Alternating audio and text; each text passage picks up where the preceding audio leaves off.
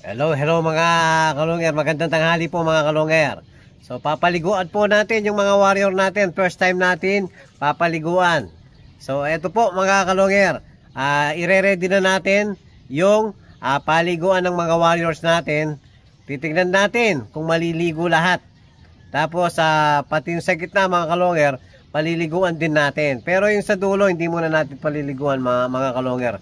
Meron akong nakita kasi kanina na medyo parang may one eye cold, so pinainom natin ng Cure Gold, tapos pinatakan natin ng eye drop sa mata. So baka kung paliguan natin baka maggrabe yung ano natin, so hindi muna natin paliliguan yung pangatlong kulungan.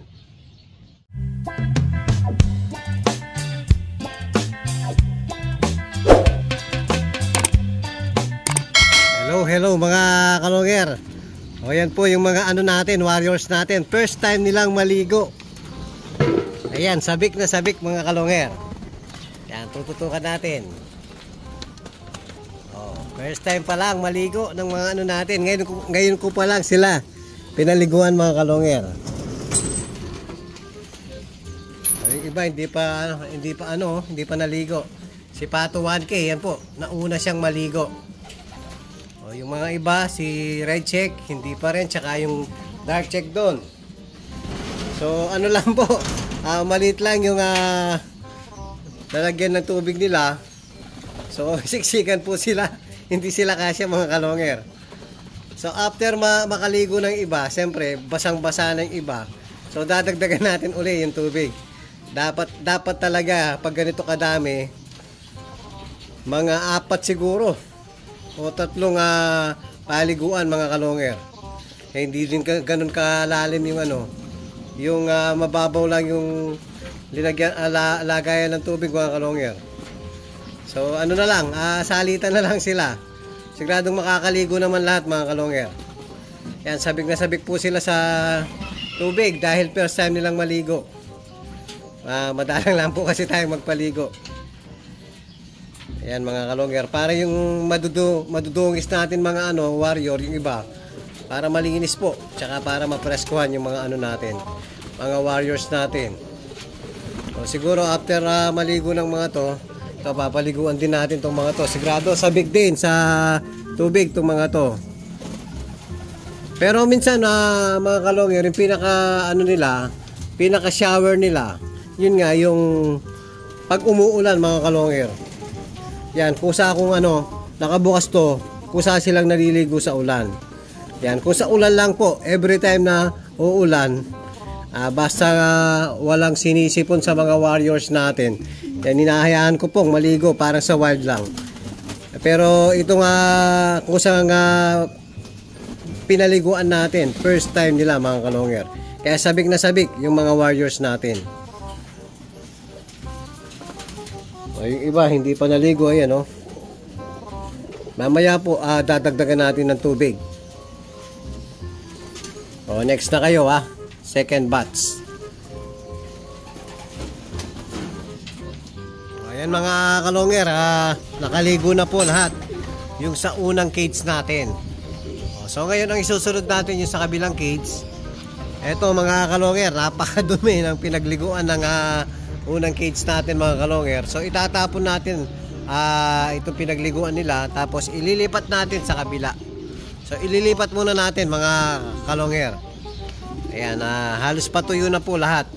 Ayan, medyo luminis, gumandang tignan yung mga natin. So ang pagpapaligo natin, dati po nagpapaligo rin tayo Martes at saka Huwebes po mga kalungger. So ngayon, first time natin ginawa uli. So next time, pwede na natin ulitin yung pagpapaligo sa kanila. So Martes po at saka Huwebes mga kalungger. Ayan, makikinis na po para kuminis yung mga warriors natin. Ayan mga kalungger, naka-ready na po yung paliguan ng mga warriors natin. So bubuksan na natin dito. O, labas. Ayaw lumabas.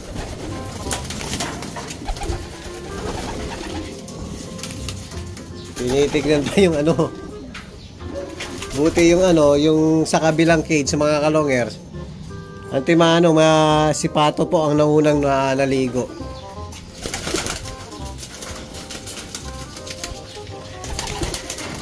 Ayaw maligo, natatakot eh. Oh, labas, labas.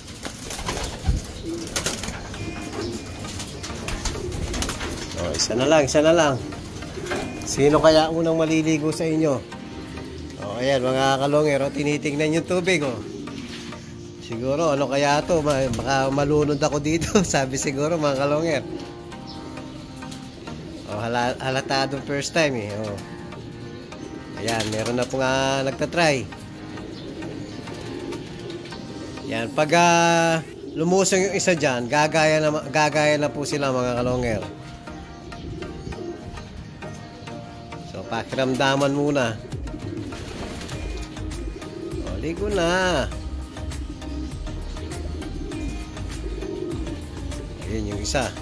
Mukhang lulusong na yung isa.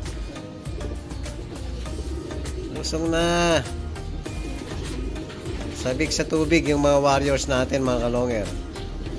Tubig ulan lang kasi ang alam nila. So linagyan ko nga pala ng ano yan mga kalonger, hindi ko napakita. Linagyan ko ng iodized salt.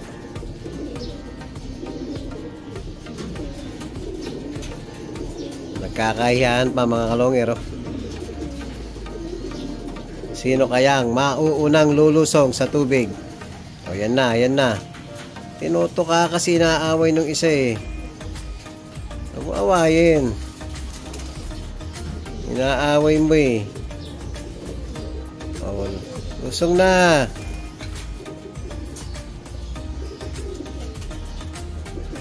Nahihiya pa yun. O yan na. Yung ano, yung may clip na green. Palagay ko siya yung unang lulusong eh. Ganyan, yan na. Yun, sabi ko na nga ba eh. So, gagaya na sila niyan mga kalonger. Ayun, oh, sabi ko na nga ba. Yung blue bar na may clip green. So, ayan po mga kalonger. Lumusong na. Yan. Sunod na yan mga kalonger. O yan po, ligo-ligo muna daw sila. Tapos dito sa unang cage natin mga kalonger, ayan, wala na naman si Red Bar. So pinakawalan natin kaninang umaga. Ayan, rumonda siya, hindi na naman nag-almusal. So for sure darating mamayang hapon o takip sila mo kaya bukas ng umaga. Ganyan po si Red Bar. Hindi pa rin nagbabago yung ugali niya. Ayan, wala po siya. O chinek natin at nagbilang tayo, wala talaga. So mayang konti palili pa rin natin to. So, sana sumabay na sa pagpasok yung ano natin, isang ibon natin na si Red Bar. Yan, papakawalan natin mamaya mga kalonger. Naka-ready na yung mga warriors natin mga kalonger. So, papakawalan po natin, parorandahin natin yung mga warriors natin. Ayan. O, labas, lipad! Ayan, habang naliligo po yung sa kabila. Aliliparin muna natin yung mga unang cage. Oh, labas na, labas na.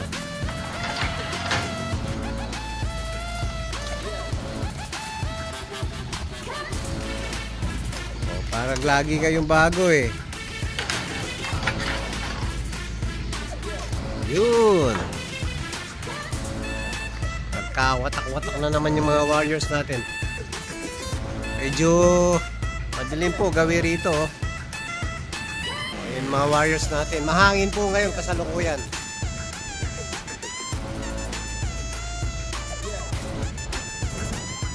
Ayan yung mga warriors natin. Nakagrupo na. Napakadami. Wala pa rin si Red Bar mga kalonger. Lakas ng hangin dito.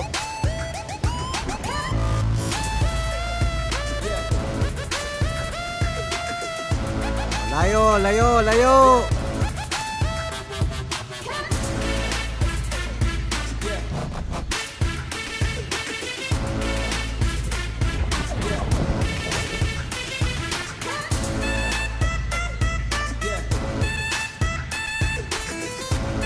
Basta ng hangin mga kalongin.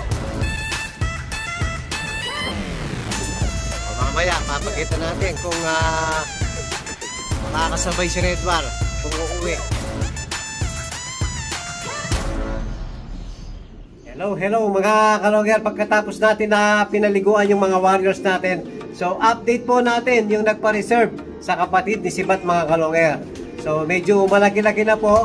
Tapos papakita rin natin yung kapatid niya mga kalongger. Ito po yung anak ni Sibat, ay kapatid pala ni Sibat mga kalongger.